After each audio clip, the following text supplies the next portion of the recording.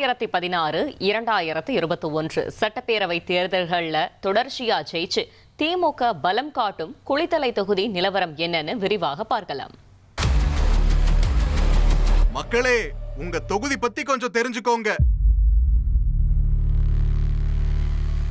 குளித்தலை சட்டப்பேரவை தொகுதி கரூர் மாவட்டத்தில் குளித்தலை, மருதூர், நங்கவரம், தோகைமலை பகுதிகளை உள்ளடக்கின தொகுதி.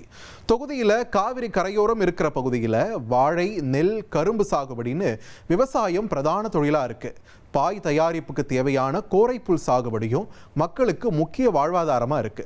பிப்ரவரி 23 தேர்தல் ஆணையம் வெளியிட்ட இறுதி வாக்காளர் பட்டியலில் 1,08,343 ஆண் வாக்காளர்கள், 1,13,638 பெண் வாக்காளர்கள், 7 மூன்றாம் பாலின வாக்காளர்கள்னு மொத்தமா 2,21,988 வாக்காளர்கள் இருப்பதா தெரிவிக்கப்பட்டிருந்துச்சு. தொகுதியில் இதுவரைக்கும் நடந்த தேர்தல்களில் அதிகபட்சமா திமுக 7 முறை ஜெயிச்சிருக்கு. அதிமுக 5 முறையும், காங்கிரஸ் 2 முறையும், இந்திய கம்யூனிஸ்ட் கட்சி 1 முறையும் ஜெயிச்சிருக்கு. தமிழக வரலாற்றில் என்னைக்குமே மறக்க முடியாத தொகுதியாகவே குளித்தலை தொகுதி இருக்கு. இந்த தொகுதியோட முதல் எம்எல்ஏ முன்னாள் முதலமைச்சர் கருணாநிதி தான். 1957 கருணாநிதியை முதல் முறையாக சட்டப்பேரவைக்கு அனுப்பி வச்சது குளித்தலை தொகுதி தான். முதல் முறையாக குளித்தலையில் ஜெயிச்சவர் தான் போட்டியிட்ட அனைத்து தொகுதியிலுமே ஜெயிச்சார். கடந்த 2021 சட்டப்பேரவை தேர்தலில் திமுக சார்பில் போட்டியிட்ட மாணிக்கம் 1,829 வாக்குகளை வாங்கி ஜெயிச்சார். அவருக்கு எதிராக அதிமுக களமிறக்கின சந்திரசேகர் 77,289 வாக்குகளை பெற்று தோற்றார். 2016 தேர்தலில் அதிமுகவிடம் இருந்து பறிச்ச தொகுதியை திமுக தக்க வச்சுக்கிச்சு. இப்போ தேர்தல் நெருங்க குளித்தலை தொகுதி மக்களோட எதிர்பார்ப்புகள் என்னவா இருக்குன்றதை கேட்டு தெரிஞ்சுக்கலாம்.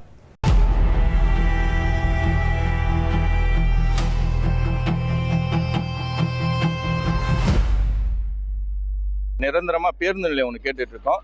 அது இன்று வரையும் அது நிறைவேற்றப்படாமல் இப்போ மேம்படுத்தி மட்டும் தான் கொடுத்துருக்காங்க. நிரந்தர பேருந்து நிலையம் குளித்தலைக்கு உடனடியாக தேவை.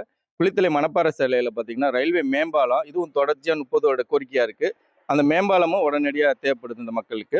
அப்புறம் பார்த்தீங்கன்னா மருதூர், உமையாள்புரம் இடையே கதவணை, இருவழி சாலையுடன் கூட கதவணை, இது தமிழக அரசு பட்ஜெட்டில் கூட அறிவிச்சாங்க. அதுவும் நிறைவேற்ற முடியாத கோரிக்கையாக இருக்குது. அந்த கோரிக்கையை தமிழக அரசு நிறைவேற்றி கொடுக்கணும். குளித்தலை தொகுதி அடிப்படையில் விவசாயம் சார்ந்த பகுதி அப்படிங்கிறதுனால ஏற்கனவே சொன்ன இந்த பஞ்சப்பட்டி ஏரி தூர்வாடுறது, அப்புறம் மருதூர், உமையாள்புரம் தடுப்பணை திட்டம், இதெல்லாம் நிலுவையில் இருக்குது.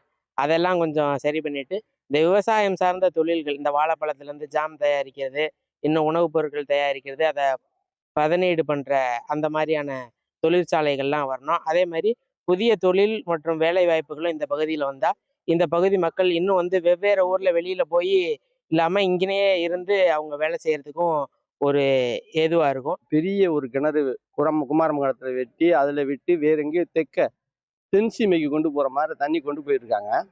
அதுக்கே இப்போ குடிநீர் வசதி இல்லாமல் போய்விடும். என்ன காரணம் கேட்டினா, ஒரு கம்ப்ரஸருக்கு 5 கிலோமீட்டர் ஆழத்துக்கு தண்ணி ஊற்று இருக்காது, 5 கிலோமீட்டர் அகலத்துக்கு தண்ணி இருக்காதுன்னு நான் கேள்விப்பட்டிருக்கேன். இத்தனை கம்ப்ரஸர் போடுறாங்க. அப்போ அந்த தென்சீமைக்கு கொண்டு போகிறதுக்கே தண்ணி கிடைக்காத ஒரு சூழ்நிலை ஏற்பட்டு போயிடும். எல்லா தண்ணியும் போயிட்டா அப்புறம் என்ன பண்ணுறது? மக்கள் குடிநீருக்கு குளித்தலையில் ரொம்ப திண்டாட்டமாயிரும். இப்போ குளித்தலையில் பார்த்தீங்கன்னா பேசிக் நீட்ஸுங்கிறது ஆல்மோஸ்ட் எல்லாமே இருக்குது. இப்போ பஸ் ஸ்டாண்ட் இருக்குது. ஆனால் உங்களுக்கு ப்ராப்பரான ஒரு பெரிய இன்ஃப்ராஸ்ட்ரக்சரோட பஸ் ஸ்டாண்ட் கிடையாது. ஒரு ஊரோட வளர்ச்சிங்கிறது, கனெக்டிவிட்டிங்கிறது ரொம்ப முக்கியம். ஸோ இங்கேருந்து நம்ம சென்னை போகணும், பெங்களூர் போகணும்னு பார்த்தீங்கன்னா நம்ம திருச்சிக்கு தான் போகணும். இங்கே இப்போது பஸ் ஸ்டாண்ட் இருக்குது. பஸ் ஸ்டாண்டுக்கு என்ட்ரன்ஸ் பார்த்தீங்கன்னா பீக் ஹவர்ஸில் செம்ம டிராஃபிக் இருக்கும். ஸோ அதை ப்ராப்பராக கிளியர் பண்ணணும். கரூர் மாவட்டத்தில் இணைக்கப்பட்டதுக்கு அப்புறம் பார்த்தீங்கன்னா குளித்தலை டெல்டா பகுதியிலிருந்து நீக்கப்படுறாங்க. அதனால பார்த்தீங்கன்னா இதில் விவசாய பெருங்குடி மக்களும் விவசாயம் சார்ந்து இருக்கிறவங்களும் பார்த்தீங்கன்னா அதோட டெல்டா பகுதியாக இருந்தப்போ பார்த்தீங்கன்னா விவசாயிகளுக்கு மானியம், பயிர் காப்பீடு போன்ற விவசாயிகளுக்கான சலுகைகள் பெரிதும் இருந்தது. இது டெல்டா பகுதியை நீக்கினதுக்கப்புறம் பார்த்தீங்கன்னா விவசாய பெருங்குடி மக்கள் பெரிதும் பாதிக்கப்படுகிறாங்க.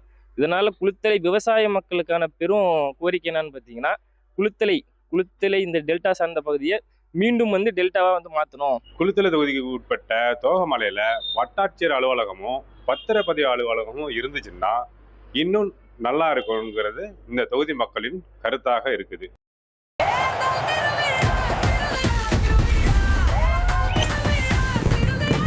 1,27,00,000 மனங்களை வென்ற தந்தி டிவி யூடியூப் சேனல். தவிர்க்க முடியாத தம்ப்நெயில்ஸ், கலக்கலான கான்டென்ட்ஸ். நீங்களும் இந்த குடும்பத்தில் இணைய இப்பவே சப்ஸ்கிரைப் பண்ணுங்க. அசுரபலம் கொண்ட எங்கள் டிஜிட்டல் கரங்களில் உங்கள் விளம்பரங்களை சேர்க்க வாட்ஸ்அப் பண்ணுங்க. 8939888838. Email advtthanditv@dttv.in.